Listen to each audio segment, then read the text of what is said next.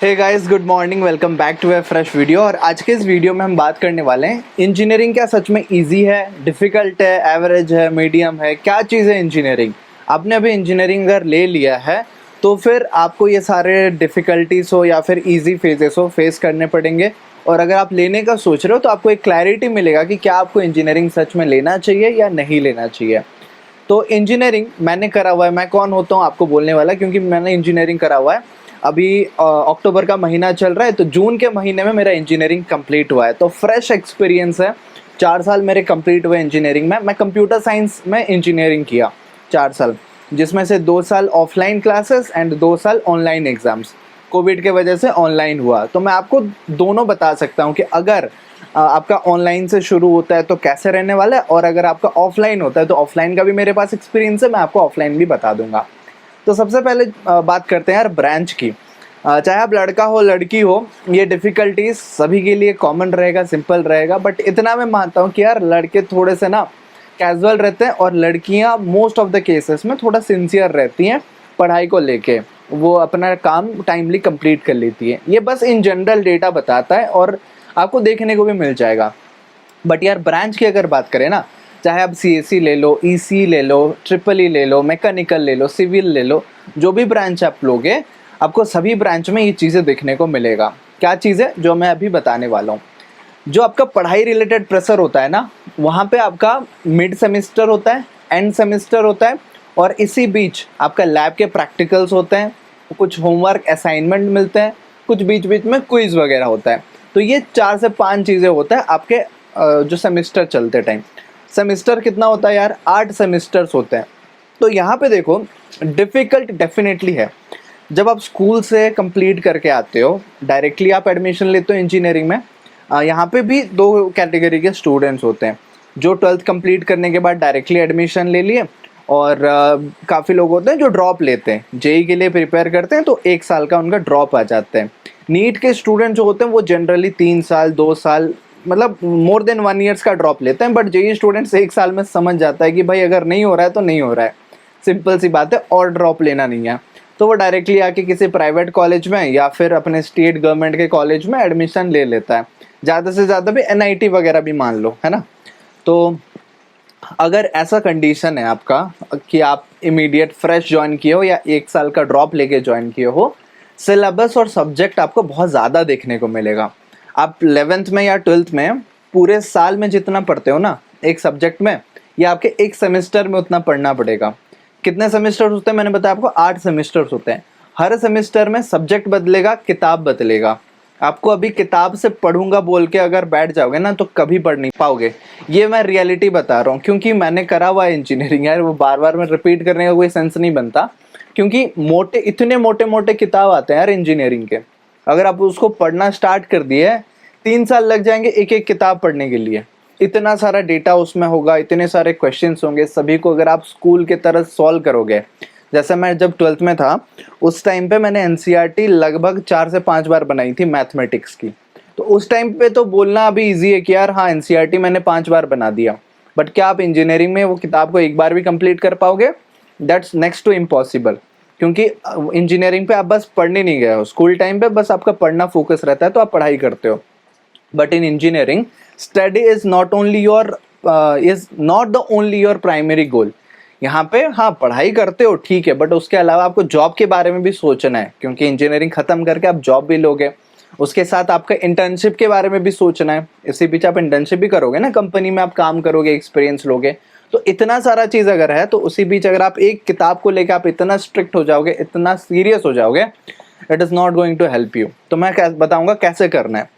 इसको करने के लिए यार ये डिफ़िकल्ट चीज़ तो है, इसको ईजी बनाने के लिए मैंने पर्सनली क्या वो बताता हूँ। आप भी इसको ट्राई कर सकते हो अगर आप इंजीनियरिंग करने वाले हो या कर रहे हो। दोस्त को पकड़ो जो आपको अच्छे से समझा दे, क्योंकि दोस्तों से ज़्यादा अच्छे से हमें समझ आता है ना। अब टीचर पढ़ा रहे हैं तो वो अपने दुनिया में पढ़ा रहे हैं, पीपीटी आके पढ़ के चले जा रहे हैं, या फिर कोई बुक से पढ़ रहे हैं, उनको पता है क्या क्या इंपॉर्टेंट है, कहाँ से वो बता रहे हैं। काफ़ी बार टीचर बता देते हैं कि ये फलाना ढिमकाना बुक ले लो, वहाँ से XYZ ये मार्क कर लो और फिर आपका हो जाएगा, ठीक है। यहाँ से आप मार्किंग करके कर सकते हो। बट अगर आपके पास बुक नहीं है, क्योंकि इंजीनियरिंग में बुक रेयरली खरीदते हैं, क्योंकि कॉस्ट बहुत ज़्यादा होता है, हज़ारों में प्राइस रहता है। एंड अगर आप सेकेंड हैंड बुक भी लेते हो तो फिर कितना ही बुक लेते रहोगे यार। मैं तो यार, हमारे कॉलेज में एक अच्छा चीज़ था कि कॉलेज की तरफ से मिल जाता है बुक बैंक बोल के, एक बुक 50 रुपये एक सेमेस्टर के लिए, तो 5 या 7 बुक आप ले सकते हो, तो वही 200-300 के अंदर आपका सेमेस्टर खत्म हो जाएगा। मैं 2 सेमेस्टर ही बुक लिया हूँ, उसके बाद मैंने बुक लेना छोड़ दिया, क्योंकि मुझे पता चल गया कि मेन पढ़ाई तो हमारे मोबाइल से होता है, यूट्यूब से होता है, पीपीटी से होता है, पीडीएफ से होता है, तो फिर हमें बुक का क्या ज़रूरत है। बट किसी किसी केस में आपको बुक भी पढ़ना पड़ेगा। फॉर एग्जाम्पल, मैंने सी का प्रोग्रामिंग जो पढ़ा ना, वो मैंने बुक से पढ़ाई किया। बुक में इतने अच्छे से एग्जाम्पल्स, उसके कॉन्सेप्ट्स और सारे क्वेश्चंस दिए गए थे, बुक में मुझे अच्छा लगा। तो यहाँ पे आपको ऐसा दिमाग नहीं लगाना है कि एक ट्रिक मुझे पता चल गया और उसको मैं रिपीट कर लूँगा सभी सब्जेक्ट में। नहीं भाई, आपको स्मार्ट बनना पड़ेगा। अगर आपको मैंने बताया कि आप पीपीटी से पीडीएफ से पढ़ो, इट डजंट मीन कि आप सभी सब्जेक्ट को पीपीटी से पीडीएफ से पढ़ना शुरू कर लोगे। किसी किसी सब्जेक्ट में, जैसे प्रोग्रामिंग वाला सब्जेक्ट, अगर आप किताब से पढ़ते हो, यूट्यूब लेक्चर से पढ़ते हो, ऑनलाइन कोर्सेज से पढ़ते हो, वो आपको हेल्पफुल होगा। वहाँ पे बस आप पीपीटी पढ़ के चले जाओगे, कोई फायदा नहीं होगा, because you will not understand the importance and the application. वो चीज़ समझना पड़ेगा। तो यहाँ पे पता चल गया कि ये आपके पढ़ाई कैसे होते हैं, बुक्स वगैरह कैसे होता है। एग्जाम्स की बात करते हैं, तो एग्जाम यहाँ पे जनरली कॉलेज में 2 एग्जाम्स होता है, एक सेमेस्टर में 2 एग्जाम्स। एक होता है मिड सेमेस्टर और एक होता है end semester. Mid sem and same बोलते हैं, सेमेस्टर को वो शॉर्ट फॉर्म में सेम बोलते हैं। तो मिड सेम एंड सेम में आपका क्या होगा, मिड सेम में वो सेमेस्टर का आधा पढ़ाई वहाँ पे कंप्लीट हुआ होगा, मतलब पहले के 1-2 मॉड्यूल्स या 1-2 चैप्टर्स होंगे, उसके बेसिस में टेस्ट हो जाएगा। वो छोटा टेस्ट होता है, ये पूरा लॉन्ग टेस्ट नहीं होता। मेरे कॉलेज में क्या था कि 25 मार्क का मिड टर्म होता था, एंड टर्म 60 मार्क का, 60 मार्क्स का होता था। कितने हो गए टोटल, 60 एंड 25 इज 85। बाकी 15 मार्क्स जो बचा, उसमें आपके असाइनमेंट्स रहेंगे, सरप्राइज टेस्ट रहेंगे, और फिर क्विज रहेगा। ठीक है, 5-5 मार्क, 15 नंबर वो बन जाता था। वो आपके कॉलेज और यूनिवर्सिटी पे डिपेंड करता है। मेरा कॉलेज जो लोग पूछ रहे हो यार, मेरे चैनल पे मैंने बहुत बार बता रखा है, आप जाके देख सकते हो। सिलिकॉन कॉलेज था, प्राइवेट कॉलेज है भुवनेश्वर के अंदर, उड़ीसा के अंदर, मैंने पढ़ाई करा हुआ है। तो आपको मैं बताता हूँ यार, मिड सम के लिए मैं कैसे पढ़ाई करता था। शुरुआती सेमेस्टर में, पहले सेमेस्टर दूसरे सेमेस्टर में मैं बहुत सीरियस था कि हाँ मुझे पढ़ना है, अभी 12th कंप्लीट करके गया हूँ, पेरेंट्स का भी उम्मीद है, तो बहुत अच्छे से पढ़ना है। तो मैंने पढ़ना अभी शुरू किया, और फर्स्ट सेमेस्टर के बाद मुझे चिकन पॉक्स भी हो गया, तो फिर मेरे 3 एग्जाम्स मिस हो गए, जिस वजह से मैंने उसका रीटेस्ट दिया। 2 में पास हो गया, 1 में फेल हो गया। मतलब पूरा एंटायर इंजीनियरिंग में मेरा एक ही सब्जेक्ट वही था जिसमें मेरा बैक लगा, मैं फेल हो गया था, और उसको दोबारा दिया, उसमें दोबारा फेल हो गया। तीसरे अटेम्प्ट में जाके क्लियर किया। क्या सब्जेक्ट था, वो था फिजिक्स। और कैसे बैक पेपर को क्लियर करना है उसके रिलेटेड भी मेरे चैनल पे वीडियो मिल जाएगा। But I will request each and every one of you कि इंजीनियरिंग में प्लीज बैक पेपर, केटी जो कीप टर्म्स होता है ना, ये सब मत लाओ यार। इंजीनियरिंग में अगर बैक लग जाता है बहुत दिक्कत होता है, मैं बता रहा हूँ। मैं तो यार फिजिक्स में वीक था, एग्जाम में एब्सेंट था, इस वजह से बैक हो गया। काफी लोग का रेगुलर एग्जाम दे के, सब पढ़ाई करके भी उनका बैक लग जाता है, क्योंकि वो थोड़ा सा भी सीरियस नहीं होते। बोलते हैं कि यार कुछ नहीं पढ़ूंगा, फिर भी एग्जाम में जय माता दी करके आऊंगा, पास हो जाऊंगा। नहीं, ऐसा नहीं होता है।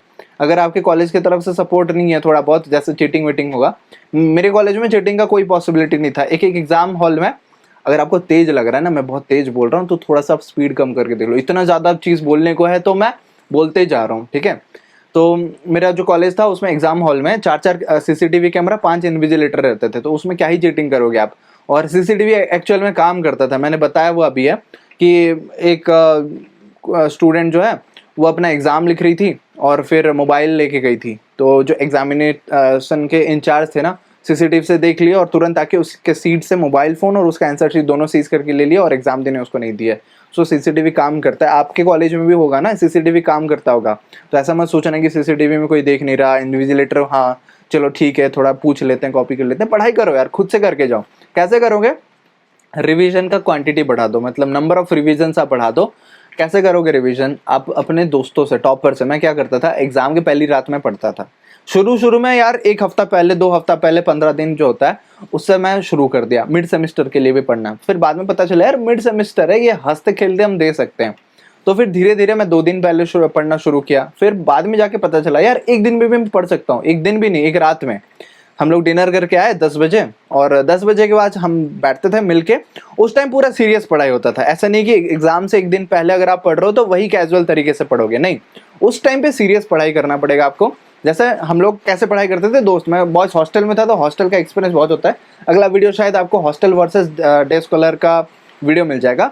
बट बात देखो, हॉस्टल में क्या होता है कि आप अपने दोस्तों के साथ रहते हो तो माहौल बनता है है ना, माहौल बनता है जहाँ पे आप बैठ के पढ़ाई कर सकते हो, और मस्ती का माहौल भी बनता है, तो मस्ती के माहौल में भी आप एंजॉय कर सकते हो। तो एग्जाम से पहले क्या माहौल होता था कि पढ़ेंगे तो सब साथ में मिलके पढ़ेंगे। सब्जेक्ट है सपोज इंजीनियरिंग इकोनॉमिक्स, है ना, ये भी पढ़ना पड़ता है। कंप्यूटर साइंस चलो ऑपरेटिंग सिस्टम मान लेते हैं, भले मैं ऑनलाइन दिया हूँ एग्जाम ऑपरेटिंग सिस्टम का।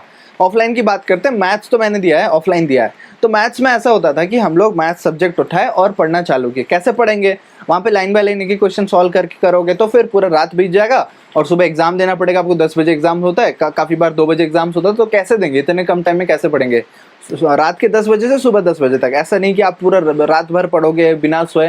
मैंने एक आध एग्जाम में ऐसा किया, पूरा रात भर पढ़ के फिर तबीयत खराब हो गया, उसको मैंने फॉलो नहीं किया।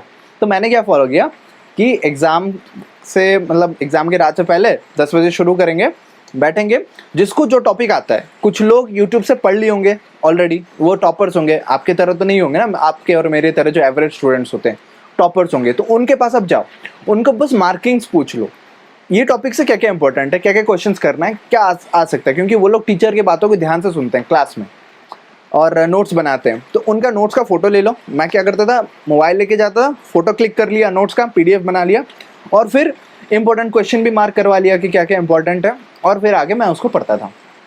फिर उसके बाद मैं मेरे से थोड़ा अगर कोई कमज़ोर लड़का है, उसको मैं बोलता था कि भाई मैं अभी तेरे को पढ़ाऊँगा। तो 1 घंटे या 1.5 घंटे में मैं उसको समझा देता था जो मैंने पढ़ा। क्योंकि मिड सेम की बात करूँ, वहाँ पे सिलेबस ज़्यादा नहीं होता, 25 मार्क का एग्जाम था। काफ़ी कॉलेजेस में 30 मार्क का एग्जाम होता है। तो फिर मैं उसको समझाया कि भाई ये टॉपिक ऐसा होता है, इसमें ऐसे डेरिवेशन करना है, ये स्टेप मार्किंग ऐसे मिल जाएगा, these are the number of questions. तो उसके साथ सॉल्व करके और 2-3 क्वेश्चन में वैरायटी बना लिया, तो मेरा और प्रैक्टिस हो गया। फिर बाद में क्या करता था, इतना प्रैक्टिस करके रिवीजन करके मैं सो जाता था। सुबह उठ के वापस रिवीजन, क्योंकि रिवीजन नहीं करोगे ना, दिमाग से सब चीज़ उड़ जाएगा और तभी डिफिकल्ट लगने लगेगा आपको इंजीनियरिंग। मेरा क्या था कि मैं रिवीजन पे ज़्यादा फोकस करता था, और मैं यूट्यूब शुरू कर लिया, तो वहाँ पे बच्चों को पढ़ाता भी था। वहाँ पे मुझे पता चल गया कि यार मैं जितना ज़्यादा रिवीजन करके बच्चों को पढ़ाऊंगा ना, बच्चों का रिवीजन करवाऊंगा, उतना अच्छा रिजल्ट आएगा। और देखा कि बच्चों का सही में रिजल्ट आ रहा है, जो लोग ज़्यादा रिवीजन कर रहे हैं। वैसे करते करते यार लगा कि नहीं, चलो सही बात है, अब बच्चे रिवीजन कर रहे हैं, अच्छा मार्क्स ला रहे हैं। तो रिवीजन करते थे, अच्छा मार्क्स लाते थे, मुझे भी अच्छा लगा, तो मैं भी रिवीजन करने लगा। अब बात करते हैं यार एंड सेमेस्टर की, बाद में बात करेंगे। सेमेस्टर के बीच में जो एंड सेमेस्टर और मिड सेमेस्टर, ये दोनों के बीच में क्या चीज़ होता है, आपको असाइनमेंट्स मिलते हैं कॉलेज की तरफ से। असाइनमेंट्स में क्या होता है, होमवर्क मिलता है। वो होमवर्क में जो पढ़ाया गया है उस रिलेटेड होते हैं, और ये भी कोई बताने की चीज़ है कि कैसे कंप्लीट करना है। ऑब्वियसली मैं फ्रैंकली बता रहा हूँ, एज ए सीनियर बता रहा हूँ, पढ़ना है, अच्छे से करना है, वो आप करो, उसमें कोई रोक टोक नहीं है। बट अगर आपको थोड़ा सा टाइम पास करना है या फिर ऐसे निकालना है, बस पार करना है आपको, और दूसरे चीज़ें हैं बहुत ज़्यादा करने के लिए, उस केस में आप क्या कर सकते हो, कॉपी कर सकते हो अपने दोस्तों से, जो सॉल्व किए होंगे उनका लाए आप छाप के दे दिए, सबमिशन हो गया। ये सबमिशन का टास्क है, मैंने करा हुआ है, बहुत करा हुआ है। और ऑनलाइन में भी ऐसा असाइनमेंट सबमिशन की बात करूँ, ये तो बोलना नहीं चाहिए, कोई टीचर लोग भी मेरा वीडियोस देखते हैं तो मुझे अच्छा नहीं लगता ऐसी चीज़ें बोलने के लिए। बट मैं फैक्ट बता रहा हूँ कि ऑनलाइन में काफ़ी बार दूसरे के असाइनमेंट भी हम लोग सबमिट किया करते थे। मतलब एक अभी बंदा कोई लिखेगा और उसी का बस नाम हम एडिट करके उसी को दोबारा सबमिट कर लिया, और तीसरा लड़का भी उसी को सबमिट कर ले। तो अल्टरनेट रोल नंबर्स, मतलब रोल नंबर 3 अगर कोई सबमिट किया है तो रोल नंबर 4, 5 वो सबमिट नहीं करेंगे, रोल नंबर 10 या 12 ऐसा जो थोड़ा दूर का रोल नंबर होगा वो सबमिट करेगा, तो पता नहीं चलेगा। ऐसे मतलब hacks, these are the hacks of engineering, ऐसा हम लोग फॉलो किया। बता रहा हूँ आपको, बहुत अच्छी अच्छी चीज़ें बताऊंगा, और पढ़ाई रिलेटेड है, और ये इंजीनियरिंग के जो बोलते हैं ना डार्क सीक्रेट्स बोल सकते हो, और जॉब के बारे में बाद में बताऊंगा। बट अभी मुझे मज़ा आ रहा है ये चीज़ बताने के लिए कि असाइनमेंट में ऐसा चीज़ होता है, आपको सबमिट करना रहता है तो आप ऐसे कर देते हो। ऑफलाइन में ये चीज़ नहीं हो पाएगा, ऑफलाइन में आपको बैठ के लिखना पड़ेगा। मैंने भी बहुत लिखा है, रात रात भर बैठ के लिखा है। फर्स्ट सेमेस्टर में सी प्रोग्रामिंग था, वहाँ पे जो सर थे उन्होंने डिफरेंट कलर्स में लिखने को बोला था। अच्छा चीज़ हुआ कि मुझे एरर पता चल गया। अब जब मैं कोडिंग करता था उस टाइम पे पता था कि इस ब्लॉक में ऐसा आएगा, वो इसका कलर में आना चाहिए। तो different colours, blue, pink, red, green, सारे ऐसे 5-6 कलर्स में हम लोग लिखा करते थे वाइट पेज में, और उसको लिख के सबमिट करें। ऑब्वियसली कितना टाइम लगेगा सोचो। आप प्रिंट स्टेटमेंट को एक लाइन में नहीं लिख सकते, प्रिंट एफ लिखोगे फिर ब्रैकेट अलग कलर से होगा, डबल कोटेशन के अंदर कुछ और लिख रहे हो वो भी अलग कलर से होगा। जैसे एडिटर में दिखता है ना जब आप कोडिंग करते हो, सेम एज इट इज उसी कलर में होना चाहिए। तो आप सोच सकते हो यार कितना डिफिकल्ट हुआ होगा, बट अच्छा लगा, मजा आया उस टाइम पे। आज के टाइम में अगर रिकॉल करते हैं वो सब दिन, अच्छा लगता है, क्योंकि नॉर्मल असाइनमेंट हम लोग जो किए ऐसे एक कलर में लिखना, जो भी क्वेश्चन है उतार लिए, वो उतना याद नहीं है हमने किस सब्जेक्ट में क्या किया, क्या लिखा, क्या समझे। बट वो सब्जेक्ट मुझे आज के डेट में भी याद है, सी प्रोग्रामिंग का। And thanks to that sir जिन्होंने मतलब इतने अच्छे से पढ़ाया भी और साथ में ये चीज़ भी करवाया कि डिफरेंट कलर से लिखो, और डिफरेंट कलर्स के लिखने के बाद आप आइडेंटिफाई कर सकते हो गलती कहाँ पे होता है जब एक्चुअल में कोडिंग करते हो। हाँ, कुछ टीचर्स ऐसे क्रिएटिव होते हैं जो आपको हेल्प भी करेंगे। तो हो गया, असाइनमेंट समझ आ गया। अब बात करते हैं क्विज की। तो क्विज में क्या होता है, क्विज और सरप्राइज टेस्ट। सरप्राइज टेस्ट में क्लास में कभी भी टीचर ऐसे पढ़ा रहे हैं, अचानक से एक दिन आ गए, पेपर डिस्ट्रीब्यूट किए, बोले कि चलो आज होगा तुम्हारा सरप्राइज टेस्ट, जितना अभी तक पढ़े हो उसमें से एक क्वेश्चन दिया जाएगा, 5 मार्क का क्वेश्चन रहेगा और उसको लिखो। तो फिर शौक, सब लोग शौक। तो धीरे धीरे बाद में क्या हुआ, टीचर लोग बोल देते थे कि कल 12:30 बजे आप लोगों का सरप्राइज टेस्ट होगा और फिर आप प्रिपेयर होके आना, ये टॉपिक रहेगा। तो उसमें कोई सरप्राइज बचा ही नहीं सरप्राइज टेस्ट में, अगर आप बताया कर रहे हो। बट ये स्टूडेंट के लिए बेनिफिट है। स्टूडेंट फिर वो टीचर को बाद में गाली नहीं देगा पीठ पीछे कि यार कैसा टीचर है, अचानक से आ गया और टेस्ट ले लिया। बट देखो सरप्राइज टेस्ट में मजा भी आता है। बहुत बार ऐसे टीचर्स थे जिन्होंने यार बिना बताए क्लास में एंटर किए। हम लोग सोचते हैं कि नया टॉपिक पढ़ाएंगे, हम लोग बैठे रहेंगे, सुन लेंगे थोड़ा सा, बट ऐसा नहीं होता। वो टीचर आते हैं, अचानक से क्वेश्चन पेपर दे दिया और फिर वहां पे आपका हालत खराब, क्या करोगे, क्या लिखोगे, आपको समझ में ही नहीं आ रहा है। और उस केस में यार सही में हालत खराब हो जाती है। और सीट भी ऐसे बैठाते हैं कि यार 2-2 सीट छोड़ के आप बैठो, किसी से आप पूछताछ नहीं कर सकते, मोबाइल को सबमिट करो। तो दैट इज़ वेरी डिफिकल्ट। और ऐसा अगर आपका मतलब लक खराब है या फिर ऐसा सिचुएशन आ गया तो फिर उसमें देखना कैसे टैकल करना है। हम लोगों ने क्या किया यार, मैंने ब्लैंक शीट ही काफ़ी बार सबमिट कर दिया, 0 मार्क्स या फिर 1 मार्क्स ऐसे भी आए हैं out of 5 marks. Okay, quiz की बात करते हैं। तो क्विज नॉर्मल क्वेश्चन होता है, टाइम टेबल मिल जाएगा, टॉपिक्स मिल जाएगा, प्रिपेयर करके जा सकते हो, दे सकते हो। वो भी वैसे ही दोस्तों से पढ़ना है, इंपॉर्टेंट कॉन्सेप्ट पता कर लेना, क्वेश्चन कैसे सॉल्व होता है वो पता कर लेना है, दैट्स ऑल। हो गया, इतना समझ आ गया। अब बात करते हैं प्रोजेक्ट्स की। तो प्रोजेक्ट्स में क्या होता है, आप बीच बीच में छोटा छोटा प्रोजेक्ट्स बनाते हो। अगर आप सीएससी के हो तो आपको ज़्यादा स्कोप मिलेगा, ईसी में आपको प्रैक्टिकल रिलेटेड ज़्यादा रहता है, लैब वगैरह। तो सीएससी के भी लैब रहते हैं। लैब में भी क्या होता है कि आप असाइनमेंट कॉपी करते हो, कॉपी में बहुत ज़्यादा जिंदगी चला जाता है इंजीनियरिंग में, क्या बताऊँ। मुझे लग रहा है इसके रिलेटेड एक डेडिकेटेड वीडियो बना चाहिए कि बच्चे किस किस जगह पे कहाँ कहाँ पे कॉपी करते हैं। शुरू शुरू में मैं भी बहुत सिंसियर स्टूडेंट था, बट बाद में जाके यार मैं भी कॉपी करने लगा। बहुत अच्छा आदत नहीं है, आपको चीज़ें सीखने को नहीं मिलता है, आप फिर कॉपी करते हो, जो बनाया होगा उसी को पता होगा। बाद में रिग्रेट भी फील हुआ है मुझे काफ़ी बार, बट बता सकता हूँ रियलिटी की majority of the students engineering में क्या करते हैं, दैट इज कॉपी। ये कॉपी वर्ड जो है ना, कॉपी पेस्ट हर चीज़ में। डिजिटल असाइनमेंट हो, फिजिकल असाइनमेंट लिखने का हो, कंप्यूटर में कॉपी करने हो, कुछ भी हो, सभी में यार कॉपी। चलो ये तो बात हो गया। इसके अलावा मैं बोलना चाहूँगा about the end semester. End semester में क्या होता है, ज़्यादा मार्क्स हैं, ज़्यादा इंपॉर्टेंस है, वेटेज ज़्यादा होता है, तो आपको ज़्यादा पढ़ाई करना पड़ता है। उसमें अगर एक रात पहले पढ़ के जाओगे ना, डेफिनेटली फेल हो जाओगे, या फिर जस्ट पासिंग मार्क्स से आप रह जाओगे, या जस्ट पास करके 1 मार्क्स ज़्यादा ले आए, तो फिर आपको मैं रेकमेंड नहीं करूंगा कि यार इंजीनियरिंग का जो एंड सेमेस्टर होता है उसको एक रात पहले पढ़ के जाओ। मैंने पढ़ के दिया है कुछ एग्जाम्स, मैं बिना पढ़ के भी दिया हूँ ऑनलाइन एग्जाम्स में। ऑनलाइन एग्जाम का सीनियर आप लोग को भी पता है, आप लोग भी अपना स्कूल का एग्जाम दिए ऑनलाइन में, मैं भी अपना इंजीनियरिंग का एग्जाम दिया हूँ ऑनलाइन में। तो ऑनलाइन का सीन सबको पता है, उसको कोई एलैबोरेट करके बताने का जरूरत नहीं है। बट बात करते हैं यार ऑफलाइन की। ऑफलाइन में अगर एंड सेमेस्टर होता है तो you have to start preparation at least 5 to 6 days, 1 हफ्ता टाइम रखो, प्रिपरेशन शुरू करो। 5 सब्जेक्ट रहेंगे, 5 सब्जेक्ट एक दिन सबको आप पढ़ो, और फिर एग्जाम के रात से पहले आप सभी को दोबारा रिवाइज करो। मॉर्निंग में भी उठ के आप रिवाइज करो। सुबह भी उठते थे, 4-4 बजे भी हम लोग उठे हैं और हम लोग पढ़ाई की है हॉस्टल में। क्वेश्चन पूछ सकते हैं, ये भी अच्छा टेक्निक है। मैं पढ़ाई का एक बता रहा हूँ चीजें। हाँ, आप जब पढ़ाई करते हो ना उस टाइम पे अपने दोस्त को बता सकते हो, भाई तू टॉपिक ये सेम पढ़, मैं भी वही सेम टॉपिक पढ़ता हूँ। फिर एक दूसरे को सवाल पूछेंगे। अगर सी का टॉपिक पूछ रहे हो तो पूछ सकते हो कि व्हाट इज अ पॉइंटर, फिर व्हाट इज एन एरे, कितने टाइप के एरे होते हैं, कैसे इनपुट लिया जाता है, एक्सप्लेन कर। तो एक्सप्लेन करते करते कोई उस जगह पर अटक जाता है, किसी जगह पे अटक गया तो फिर आप उसको बता सकते हो कि अरे इसका आंसर ऐसा नहीं वैसे होता है, और तू अटक गया, भूल गया, तो चल ठीक है ये पॉइंट्स याद कर ले। आप भी बोलते बोलते आप अटक गए और उसका आंसर वो बंदे को याद है, तो फिर वो आपको समझा देगा। This is a very like healthy conversation and पढ़ाई करने का तरीका। मैंने फॉलो किया, मुझे अच्छा रिजल्ट मिला है इसके वजह से। लाइव एग्जाम्पल आपके सामने बैठा हुआ हूँ।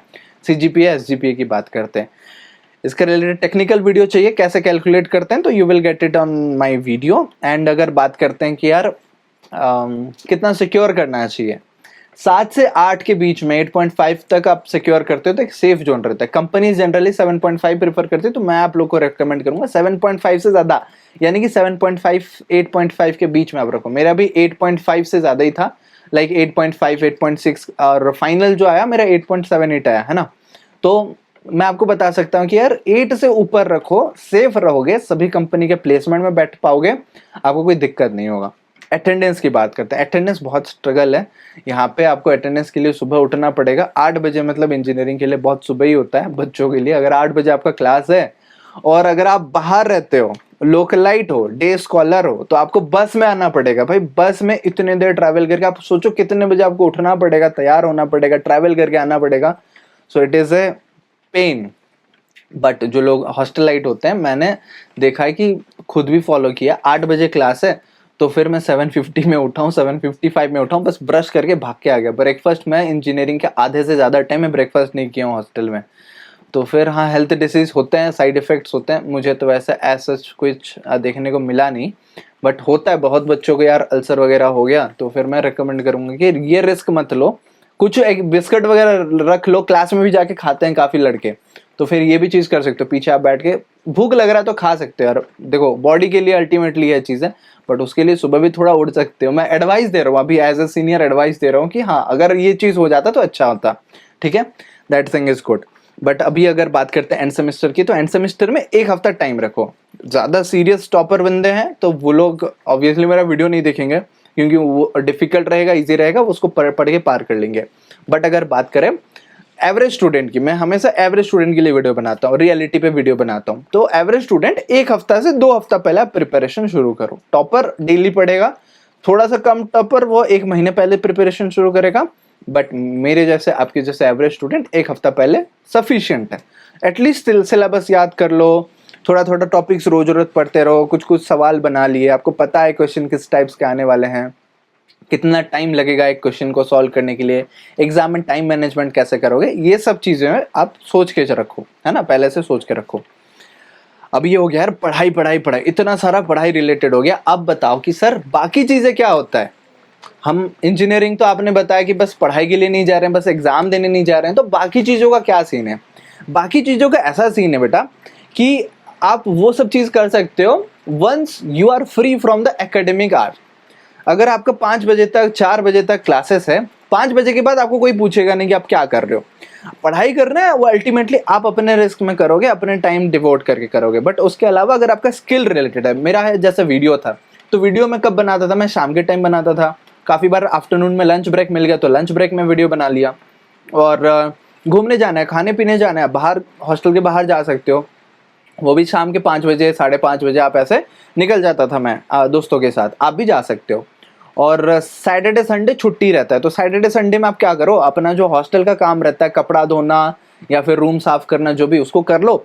एंड साथ में जितने पेंडिंग असाइनमेंट्स हैं हफ्ते भर में आपको मिले होंगे कुछ लिखने के लिए, बैठो यार खत्म कर दो।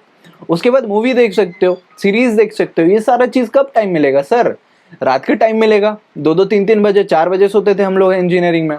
उसके बाद मूवी सीरीज देखते थे, फिर डिस्कशन होता था, भाई नया सीजन आया तूने देखा, हाँ जी हमने देखा, कैसा वो एक्टर प्ले करता था ना, उसका रोल बहुत बढ़िया था, गजब था। ऐसे ऐसे टॉपिक में बात होगा। ये रियलिटी, आप लोग भी जाना मेरे साथ शेयर करना कि कितना आप एंजॉय कर रहे हो, क्या देख रहे हो। मैं भी कभी कभार मौका मिलता है तो आप सभी के साथ मूवी देख लेता हूँ, देख लूंगा, ठीक है। चलिए अभी बात करते हैं एक्स्ट्रा कोर्सेज की। इंजीनियरिंग में आपको अगर डिफिकल्ट लग रहा है तो फिर आप एक्स्ट्रा कोर्सेज कर सकते हो। एक्स्ट्रा कोर्सेज कहाँ से करोगे, ऑनलाइन बहुत सारे प्लेटफॉर्म हैं, जैसे यूडेमी हो गया, EDX हो गया, कोर्सेरा हो गया, यूट्यूब हो गया। यार यूट्यूब में इतने सारे अच्छे से प्लेलिस्ट है ना, यूट्यूब को भी अगर आप पकड़ोगे तो सारी चीज़ों को आप कर सकते हो, बहुत अच्छे से आप पढ़ाई कर सकते हो। समझ में आ गया। तो सभी चीज़ मैंने कवर कर लिया यार, इंजीनियरिंग के जितने एस्पेक्ट्स हैं, साइड एक्टिविटीज़ को भी मैनेज करना, टाइम कैसे मैनेज करना आपको बता दूंगा अलग वीडियो में, बट अभी बता रहा था कि क्या इंजीनियरिंग ईजी है या डिफिकल्ट है। अल्टीमेट कंक्लूजन मेरा अगर निकले तो यार ना बहुत ईजी है ना बहुत डिफिकल्ट है, एवरेज है। बट ये एवरेज तभी बनता है जब आप उसको हैंडल करना जानते हो। अगर कोई हैंडल नहीं कर पाएगा, खुद ही कमजोर हो जाएगा ना, तो उसको डेफिनेटली डिफिकल्ट लगेगा, उसको मुश्किल लगेगा। बट इन जनरल देखा जाए तो मुश्किल ही होता है, क्योंकि इतना सारा चीज करना यार, 40 सब्जेक्ट आप पढ़ोगे 4 साल में, 80 से ज्यादा असाइनमेंट्स लिखोगे, छोटे छोटे टेस्ट दोगे, प्रोजेक्ट बनाओगे, तो कहाँ टाइम बचेगा सोचेंगे। बट हाँ, यहाँ पे सभी चीज में परफेक्ट नहीं होना है, आपको थोड़ा टच करना है, थोड़ा एक्सपीरियंस लेना है, फिर आप एंजॉय कर सकते हो इंजीनियरिंग लाइफ। आई होप आपको आइडिया मिला होगा मैं क्या चीज के बारे में डिस्कस करने की कोशिश कर रहा था। वीडियो अच्छा लगा तो लाइक कर दो, पहली बार चैनल पे आओ तो सब्सक्राइब कर दो, ताकि ऐसे कंटेंट आपको मिलेंगे हमारे चैनल पे। कोई नया आइडिया है तो आप कमेंट में बताओ। कॉलेज रिव्यू वीडियोस मैं कंटिन्यू कर रहा हूँ यार, वो धीरे धीरे चल रहा है, वो चलता रहेगा। एक महीने में ही कंप्लीट हो जाएगा जितने भी गवर्नमेंट प्राइवेट कॉलेजेस हैं। बाकी कॉलेज लाइफ रिलेटेड और वीडियोस चाहिए तो बताओ किस टॉपिक में वीडियो चाहिए। मिल रहे होंगे अगले वीडियो में, तब तक all the very best and जय हिंद।